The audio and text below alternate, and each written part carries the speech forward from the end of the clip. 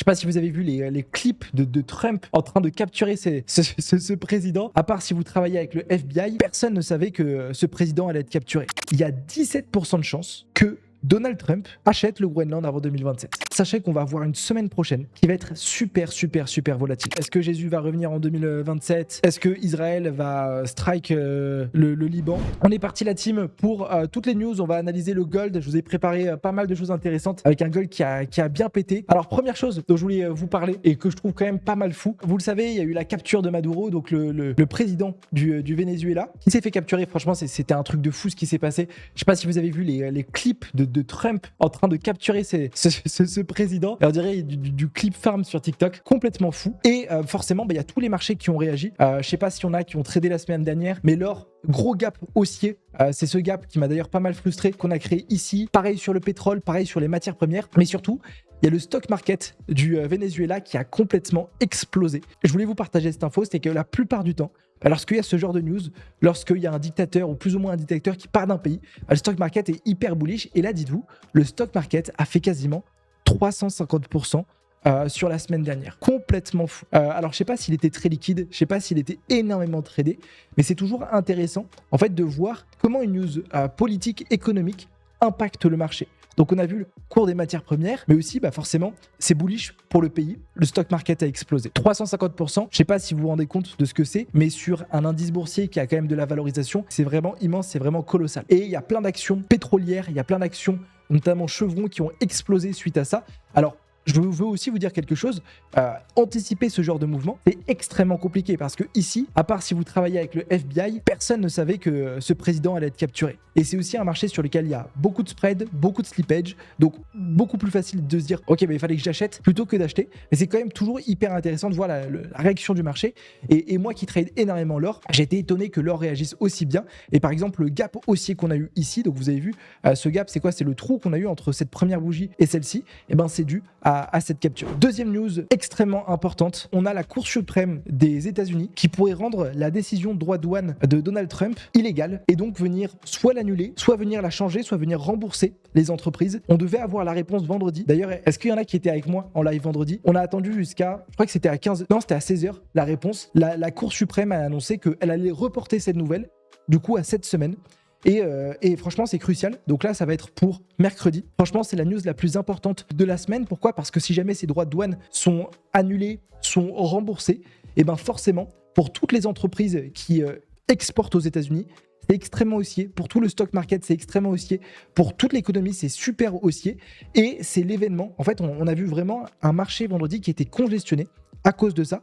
Et on le voit, mais d'ailleurs, en fait, quand on regarde tous les indices boursiers, notamment le S&P 500, donc l'indice américain, il a fait son plus haut historique. Le DAX, c'était donc l'indice allemand, il a fait exactement la même chose. Il a fait, regardez, il a fait un bond, je crois, sur sa fermeture de 2% pour un marché aussi gros. C'est complètement ouf. Et ça s'explique que si jamais, en fait, et il y a de très grosses probabilités que ces droits de douane soient qualifiés d'illégal, que toutes les créances d'entreprise soient remboursées et que tout simplement ça soit annulé. Si jamais il se passe ça, sachez qu'on va avoir une semaine prochaine qui va être super volatile. Franchement, ça va être super volatile. Je ne sais pas comment va réagir le marché. Je ne sais pas comment va réagir les matières premières, mais en tout cas, tous ceux qui tradent les actions, tous ceux qui tradent les indices boursiers, ça va être super volatile parce qu'en fait, il y a tout qui va être rééquilibré. Et on parle, je crois que sur Polymarket, j'avais vu, on parle d'un truc comme il y a 15% de chance, il y a plus de 75% de chance que ça soit accepté. Et si jamais il se passe ça, franchement, ça va être fou sur les marchés. Ce qui est embêtant, moi, ce qui m'embête lorsqu'on a ce genre de grosses news extrêmement importantes, c'est que souvent, en fait, on voit le marché qui est congestionné avant. Ça veut dire quoi? Ça veut dire qu'en gros, il va pas se passer grand-chose. On enchaîne avec les États-Unis. Donc Donald Trump qui continue. Franchement, Donald Trump, j'ai pas envie de dire qu'il nous régale parce que quand même, c'est ouf ce qu'il fait, mais c'est lui qui crée toute la volatilité. Sachez que quand on avait Biden, on n'avait jamais eu autant de news comme ça. Trump, il est arrivé, ça fait 1 an à peine, je crois qu'il est arrivé à la Maison-Blanche en février. C'est lui qui a créé toute la volatilité. C'est lui qui a créé tous les mouvements sur les marchés. Et en vrai, qu'on l'aime ou pas, parce qu'on n'est pas là pour faire de la politique, ce gars, quand même, d'un point de vue opportunité, d'un point de vue ce qu'il nous a donné sur le marché, c'est quand même extraordinaire. Donc là, il envisage de conquérir le Groenland pour potentiellement cette année. Franchement, c'est complètement fou. Je comprends même pas comment en fait tu puisses te dire je vais acheter le Groenland. Et en fait, quand on regarde sur Polymarket, alors pour ceux qui savent pas ce que c'est Polymarket, c'est un site pour faire des paris sur des événements hors paris sportifs. C'est-à-dire que vous pouvez parier sur tout ce que vous voulez. Et en fait, quand on regarde sur Polymarket, là actuellement, il y a 17% de chances que Donald Trump achète le Groenland avant 2027. C'est immense, 17% de chance. Ce que je trouve ouf, c'est qu'il n'y a personne qui l'arrête. Il est tout seul à faire ça. Et en un an, il a fait plus que Biden en 4 ans. Là, vous avez vu, est-ce que Trump va acquérir le Groenland en 2027 ? 16% de chance. Personnellement, je n'ai aucune idée. Ah, voilà.